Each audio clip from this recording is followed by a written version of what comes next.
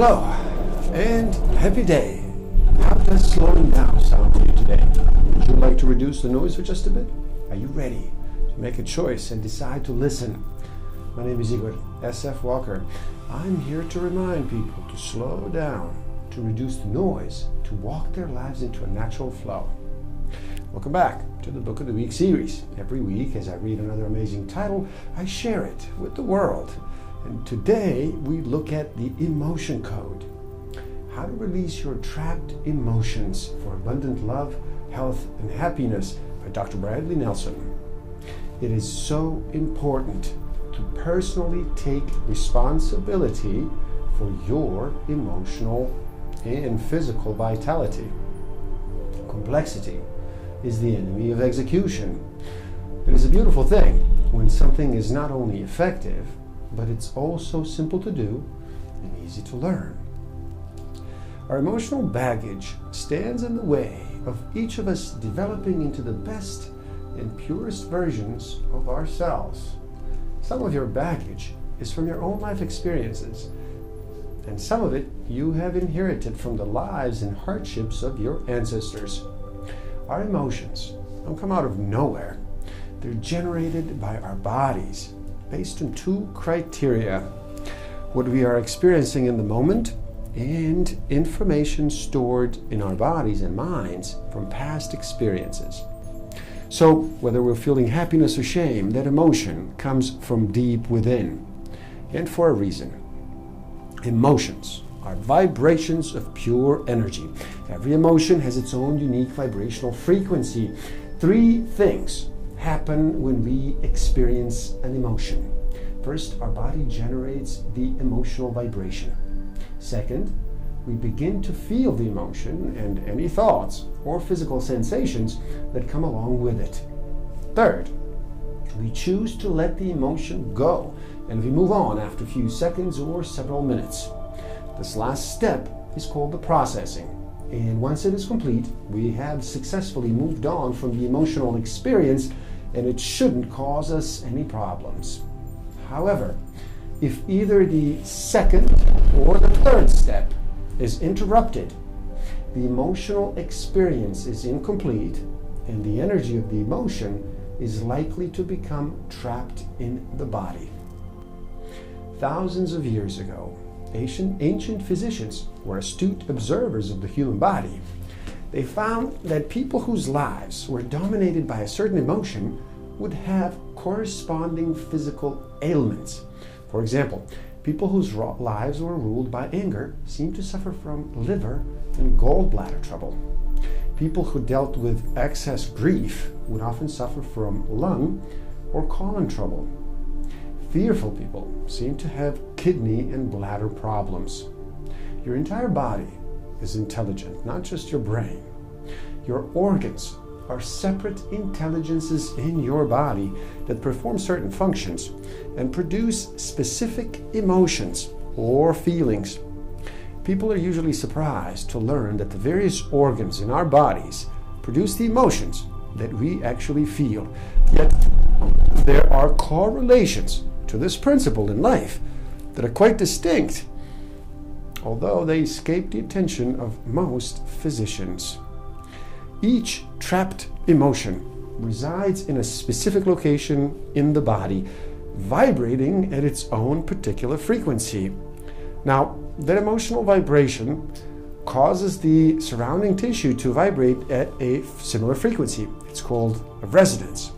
So if you were to place a different number of tuning forks in the room and start one, all the other would start humming very faintly. And if you stop the tuning fork you struck, all the others would keep vibrating. And it's not because of some natural affinity between tuning forks.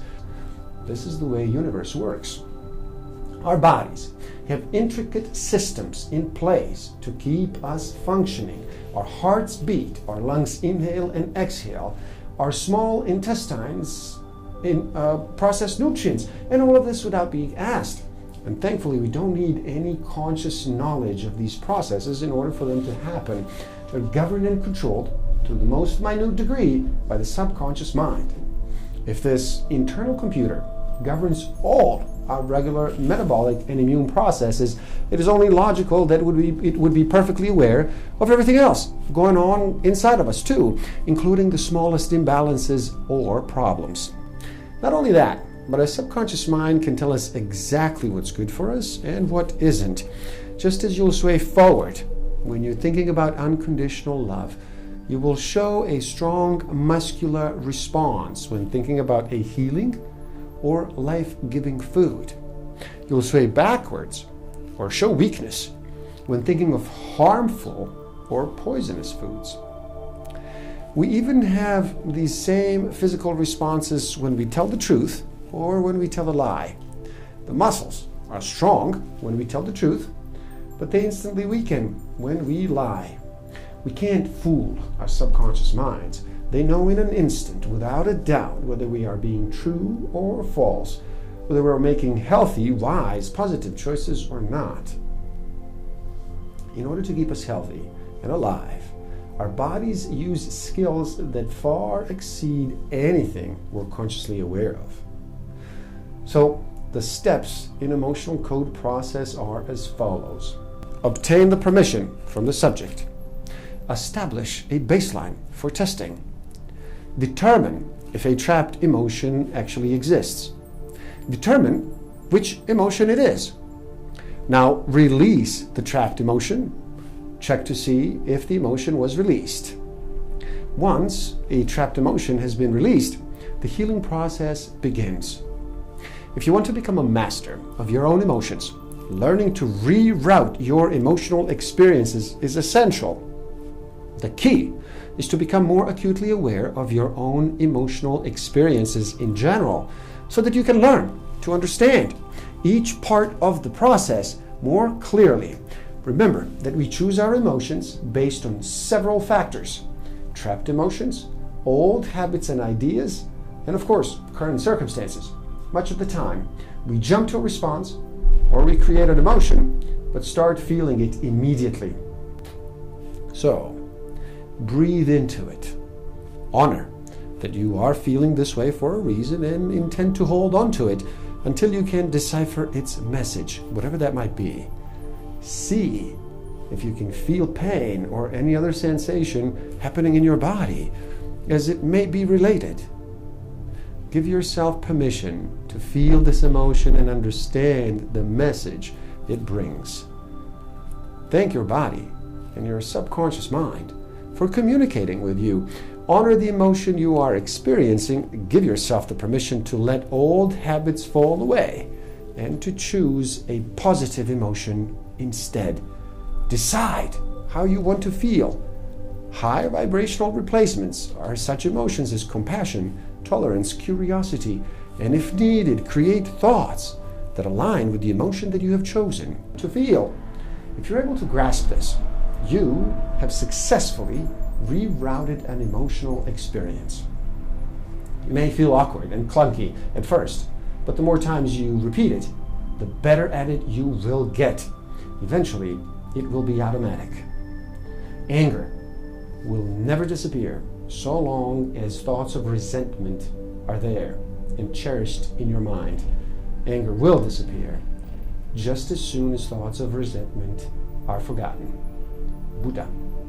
Please do help out. It is easy. Simply like this video so more people can enjoy it. Share it too and spread the word. Subscribe to my channel and stay up to date. And the link to this book is in the description below, so buy it and read. Never stop learning. Thank you. Love and respect.